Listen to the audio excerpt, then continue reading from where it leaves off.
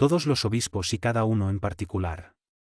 41. Sería apartarse de la verdad y contradecir abiertamente a la constitución divina de la Iglesia pretender que cada uno de los obispos, considerados aisladamente, debe estar sometido a la jurisdicción de los pontífices romanos, pero que todos los obispos, considerados en conjunto, no deben estarlo.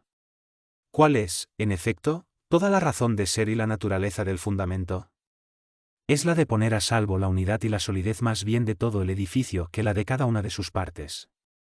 Y esto es mucho más verdadero en el punto de que tratamos, pues Jesucristo nuestro Señor ha querido para la solidez del fundamento de su Iglesia obtener este resultado, que las puertas del infierno no puedan prevalecer contra ella. Todo el mundo conviene en que esta promesa divina se refiere a la Iglesia universal y no a sus partes tomadas aisladamente, pues éstas pueden, en realidad, ser vencidas por el esfuerzo de los infiernos, y ha ocurrido a muchas de ellas separadamente ser, en efecto, vencidas. Además, el que ha sido puesto a la cabeza de todo el rebaño, debe tener necesariamente la autoridad, no solamente sobre las ovejas dispersas, sino sobre todo el conjunto de las ovejas reunidas. ¿Es acaso que el conjunto de las ovejas gobierna y conduce al pastor? Los sucesores de los apóstoles, reunidos, ¿serán el fundamento sobre el que el sucesor de Pedro debería apoyarse para encontrar la solidez? Quien posee las llaves del reino tiene, evidentemente, derecho y autoridad no solo sobre las provincias aisladas, sino sobre todas a la vez, y del mismo modo que los obispos, cada uno en su territorio, mandan con autoridad verdadera, así a los pontífices romanos, cuya jurisdicción abraza a toda la sociedad cristiana, tiene todas las porciones de esta sociedad, aun reunidas en conjunto, sometidas y obedientes a su poder. Jesucristo nuestro Señor, según hemos dicho repetidas veces, ha dado a Pedro y a sus sucesores el cargo de ser sus vicarios, para ejercer perpetuamente en la Iglesia el mismo poder que él ejerció durante su vida mortal. Después de esto, ¿se dirá que el colegio de los apóstoles excedía en autoridad a su maestro? 42. Este poder de que hablamos sobre el colegio mismo de los obispos, poder que las sagradas letras denuncian tan abiertamente, no ha cesado la Iglesia de reconocerlo y atestiguarlo. He aquí lo que acerca de este punto declaran los concilios: leemos que el pontífice romano ha juzgado a los prelados de todas las iglesias, pero no leemos que él haya sido juzgado por ninguno de ellos. Y la razón de este hecho está indicada con solo decir que no hay autoridad superior a la autoridad de la sede apostólica. Por esto Gelasio habla así de los decretos de los concilios. Del mismo modo que lo que primera sede primera no ha aprobado no puede estar en vigor, así, por el contrario, lo que ha confirmado por su juicio, ha sido recibido por toda la Iglesia. En efecto, ratificar o invalidar la sentencia y los decretos de los concilios ha sido siempre propio de los pontífices romanos. León el Grande anuló los actos del conciliábulo de Efeso, Dámaso rechazó el de Rimini, Adriano y el de Constantinopla, y el 28º canon del concilio de Calcedonia, desprovisto de la aprobación y de la autoridad de la sede apostólica, ha quedado, como todos saben, sin vigor ni efecto. Con razón, pues, en el quinto concilio de Letrán expidió León X este decreto, consta de un modo manifiesto no solamente por los testimonios de la Sagrada Escritura, por las palabras de los padres y de otros pontífices romanos y por los decretos de los sagrados cánones, sino por la confesión formal de los mismos concilios, que sólo el pontífice romano, durante el ejercicio de su cargo, tiene pleno derecho y poder, como tiene autoridad sobre los concilios, para convocar, transferir y disolver los concilios. Las Sagradas Escrituras dan testimonio de que las llaves del reino de los cielos fueron confiadas a Pedro solamente, y también que el poder de atar y desatar fue conferido a los apóstoles conjuntamente con Pedro, pero, ¿dónde consta que los apóstoles hayan recibido el soberano poder sin Pedro y contra Pedro? Ningún testimonio lo dice. Seguramente no es de Cristo de quien lo han recibido.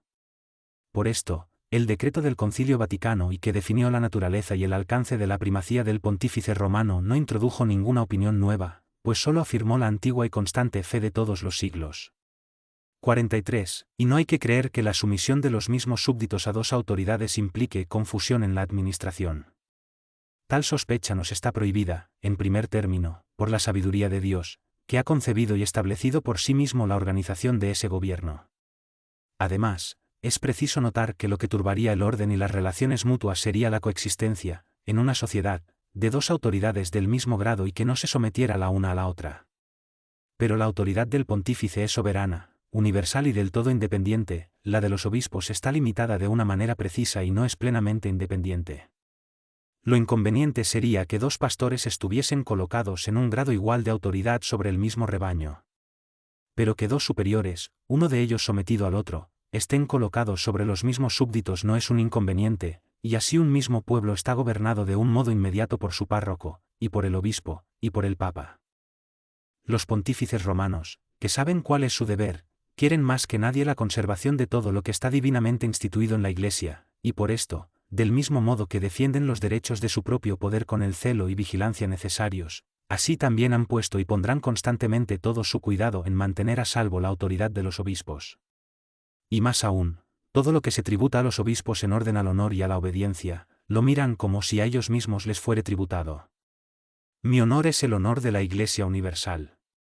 Mi honor es el pleno vigor de la autoridad de mis hermanos. No me siento verdaderamente honrado sino cuando se tributa a cada uno de ellos el honor que le es debido. Exhortaciones finales. 44. En todo lo que precede, nos hemos trazado fielmente la imagen y figura de la Iglesia según su divina constitución. Nos hemos insistido acerca de su unidad, y hemos declarado cuál es su naturaleza y por qué principio su divino autor ha querido asegurar su conservación. Todos los que por un insigne beneficio de Dios tienen la dicha de haber nacido en el seno de la Iglesia católica y de vivir en ella, escucharán nuestra voz apostólica, no tenemos ninguna razón para dudar de ello. Mis ovejas oyen mi voz. Todos ellos habrán hallado en esta carta medios para instruirse más plenamente y para adherirse con un amor más ardiente cada uno a sus propios pastores, y por estos al Pastor Supremo, a fin de poder continuar con más seguridad en el aprisco único y recoger una mayor abundancia de frutos saludables. Pero, fijando nuestras miradas en el autor y consumador de la fe, Jesús, cuyo lugar ocupamos y por quien nos ejercemos el poder, aunque sean débiles nuestras fuerzas para el peso de esta dignidad y de este cargo, nos sentimos que su caridad inflama nuestra alma y emplearemos, no sin razón, estas palabras que Jesucristo decía de sí mismo: tengo otras ovejas que no están en este aprisco, es preciso también que yo las conduzca, y escucharán mi voz. No rehúsen, pues, escucharnos y mostrarse dóciles a nuestro amor paternal todos aquellos que detestan la impiedad, hoy tan extendida, que reconocen a Jesucristo, que le confiesan Hijo de Dios y Salvador del género humano, pero que, sin embargo, viven errantes y apartados de su esposa. Los que toman el nombre de Cristo es necesario que lo tomen todo entero. Cristo todo entero es una cabeza y un cuerpo, la cabeza es el Hijo único de Dios, el cuerpo es su Iglesia, es el esposo y la esposa, dos en una sola carne. Todos los que tienen respecto de la cabeza un sentimiento diferente del de las Escrituras, en vano se encuentran en todos los lugares donde se haya establecida la Iglesia, porque no están en la Iglesia. Igualmente, todos los que piensan como la Sagrada Escritura respecto de la cabeza, pero que no viven en comunión con la autoridad de la Iglesia, no están en la Iglesia. 45. Nuestro corazón se dirige también con sin igual ardor tras aquellos a quienes el soplo contagioso de la impiedad no ha envenenado del todo, y que, a lo menos, experimentan el deseo de tener por Padre al Dios verdadero, Creador de la tierra y del cielo. Que reflexionen y comprendan bien que no pueden en manera alguna contarse en el número de los hijos de Dios si no vienen a reconocer por hermano a Jesucristo y por madre a la Iglesia. A todos, pues, nos dirigimos con grande amor estas palabras que tomamos a San Agustín: amemos al Señor nuestro Dios, amemos a su Iglesia, a Él como a un padre, a ella como una madre.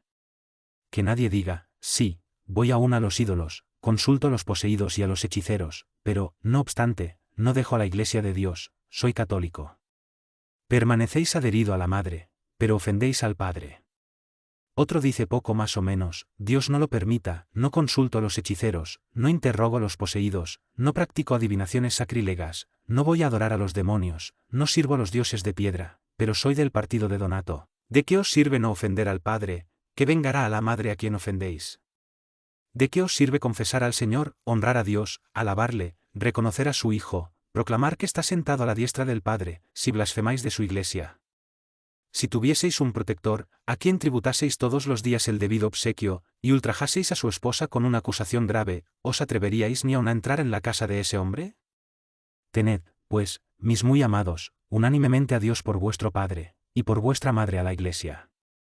Confiando grandemente en la misericordia de Dios, que pueda tocar con suma eficacia los corazones de los hombres y formar las voluntades más rebeldes a venir a Él, nos recomendamos con vivas instancias a su bondad a todos aquellos a quienes se refiere nuestra palabra. Y como prenda de los dones celestiales, y en testimonio de nuestra benevolencia, os concedemos, con grande amor en el Señor, a vosotros, venerables hermanos, a vuestro clero y a vuestro pueblo la bendición apostólica. Dado en Roma, en San Pedro, a 29 de junio del año 1896, 19º de nuestro pontificado. León XIII.